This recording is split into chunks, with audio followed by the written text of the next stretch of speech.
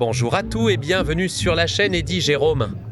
Si vous aimez les analyses de football, prenez une seconde pour vous abonner. Vous voulez avoir Activez la cloche et laissez un like. 2026? C'est le Alors, meilleur restez moyen jusqu'à la de fin soutenir la la vidéo. chaîne. C'est moi, Eddy La Coupe Jérôme. du Monde Suivez la vidéo 2026, jusqu'à la fin. N'oubliez pas de c'est vous officiellement abonner. Ok. terminé hier avec une finale spectaculaire entre l'Espagne et l'Argentine, deux nations historiques, deux styles de jeu complètement différents. Mais un seul objectif, soulever le trophée le plus prestigieux du football mondial. Dès le coup d'envoi, on a senti beaucoup de tension.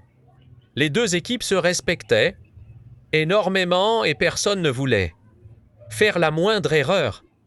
L'Espagne a rapidement pris le contrôle du ballon grâce à la qualité technique de son milieu de terrain, tandis que l'Argentine cherchait à profiter des tocs menés par Lionel Messi et ses partenaires.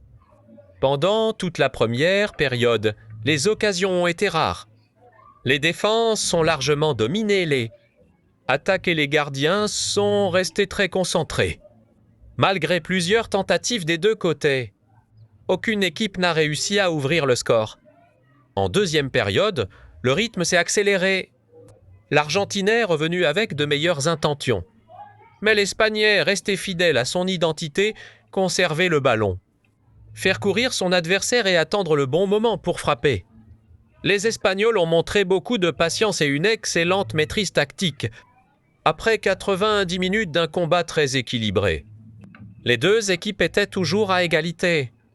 La finale est alors entrée en prolongation.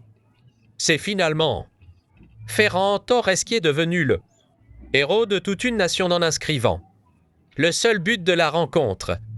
Grâce à cette réalisation décisive, l'Espagne s'est imposée 1-0 et a décroché le deuxième titre mondial de son histoire. Ce succès n'est pas dû au hasard. Depuis le début de cette Coupe du Monde, l'Espagne a impressionné par sa solidité défensive, son intelligence collective et sa capacité à gérer les grands rendez-vous. Chaque joueur connaissait parfaitement son rôle et cela s'est vu jusqu'en finale. De son côté, l'Argentine peut quitter cette compétition avec beaucoup de fierté. L'équipe s'est battue jusqu'au dernier instant et Lionel Messi a encore montré pourquoi il reste une légende du football, même sans inscrire son nom au tableau d'affichage. Son influence sur le jeu et son leadership ont été visibles tout au long du tournoi. Cette finale pourrait d'ailleurs être son dernier match en Coupe du Monde, ce qui rend ce moment encore plus historique. Impossible également de ne pas parler de Lamine Yamal, le jeune prodige espagnol n'a pas top à marquer en finale, mais il a illuminé toute la compétition par son talent, sa vitesse, sa qualité technique et sa maturité impressionnante.